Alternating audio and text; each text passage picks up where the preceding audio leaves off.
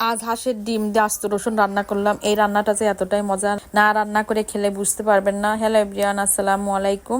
কেমন আছেন সবাই? আসলে কয়দিন ধরে কিন্তু বৃষ্টি হচ্ছে, আর বৃষ্টি উপলক্ষে আমি রান্না করতেছি হচ্ছে খিচুড়ি, মুরগির মাংস আর হচ্ছে আস্ত রসুন দিয়ে হাঁসের ডিম রান্না। এই রান্নাটা কিন্তু খুবই লোভনীয়, এর আগে আমি রান্না করছি, তো ভাবলাম যে আজকে আপনাদের সঙ্গে রেসিপি শেয়ার করি। তো কিভাবে রান্না করি চলুন দেখি।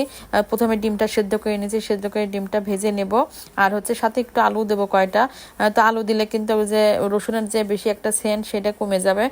তো এইদিকে আমি কিন্তু মুরগির মাংস উঠাই দিয়েছি, দুই চুলায় একবারে রান্না করতেছি, কারণ হচ্ছে আজকে রান্না করতে আমার অনেক দেরি হয়ে গেছে। আসলে পেজে কাজ করতে কিন্তু সময় খুব কম পাওয়া যায়। তো এই যে ভাইজে উঠাই নিলাম হাঁসের ডিম। এখন হচ্ছে ওই তেলের মধ্যেই পেঁয়াজ কুচি দিয়ে দিলাম, সাথে একটু ভেজে নিয়ে পানি দিয়ে দিলাম, আর এখানে সবগুলো মশলা দিয়ে দিচ্ছি। আদা বাটা, পেঁয়াজ বাটা, রসুন বাটা বাদে সব মশলাই দিয়ে দিছি পরিমাণ মতো দিয়ে। যে মশলাটা কষায় নিয়েছি, এলাচ দারচিনি সব দিয়ে দিলাম, দিয়ে আবার একটু পানি দিয়ে দিলাম। পানি দিয়ে হচ্ছে একটু কষায় নেব। রসুন আর হচ্ছে আলু সেদ্ধ হওয়ার জন্য একটু অপেক্ষা করব। তারপরে যে আলু রসুন সেদ্ধ হয়ে গেলে যে ডিমগুলো দিয়ে দেবো, ডিম দিয়ে একটু নাড়াচাড়া করে তারপর আর একটু পানি দিয়ে দিতে হবে।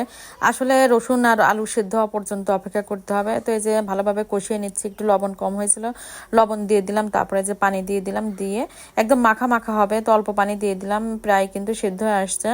তো এর মধ্যে নওশানের আব্বু হচ্ছে ছাদ থেকে আম পানি নিয়ে এসে বলতেছে চলো ছাদে চলো, একটা জিনিস দেখাবো। তো ওর কথা শুনে আমি আবার ছাদে উঠে গেছি। যাওয়ার পর দেখি যে আমাদের লেবু গাছে লেবু ধরছে। আসলে এত ভালো লাগলো, গাছটা অনেক বছর ধরে লাগাইছে কিন্তু লেবু ধরে না, দেখে খুব মন খুশি হয়ে গেল। তারপর এসে দেখি যে প্রায় কিন্তু হয়ে আসছে। এই তো হয়ে গেছে, নামানোর আগে একটু জিরা গুঁড়া দিয়ে দিলাম। এইদিকে দেখে খিচুড়িও হয়ে গেছে, তো মাংসও রান্না হয়ে গেছে, এখন খাবার বেড়ে দেব। তো আসলে রান্নাটা কিন্তু অনেক মজাদার। আর এখন খিচুড়ি রান্না করলে আমি এই রান্নাটা করি, ডিম দিয়ে আস্ত রসুন।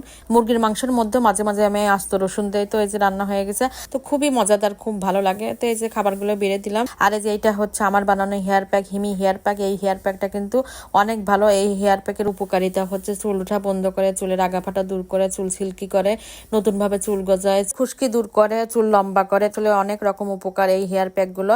আর এটা একটা হার্বাল প্রোডাক্ট, আমি অনেক বছর ধরে এই হেয়ার প্যাকটা ব্যবহার করে, এই জন্য বাজারজাত করা হয়েছে। এই হেয়ার প্যাক ছেলে মেয়ে উভয় নিতে পারবেন, আর কেউ নিতে চাইলে ইনবক্সে যোগাযোগ করবেন। হেয়ার প্যাকটা কিন্তু আসলে অনেক ভালো। তো আমি সবগুলো প্যাকেট করতেছি, আমার এগুলো অর্ডারই ছিল। এই তো খাবার টেবিলে বেরিয়ে দিলাম, আমরা এখন খেতে বসবো।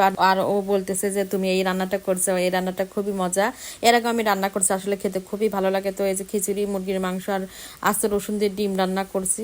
তো এখন আমরা খাওয়া দাওয়া করতেছি। প্রত্যেকটা কুয়া দিয়ে প্রত্যেকবার মুখে খিচুড়ি খেতে কিন্তু অনেক ভালো লাগে। বৃষ্টি মানে খিচুড়ি, মাংস আর সাথে স্পেশাল কিছু হলে কিন্তু মন্দ হয় না।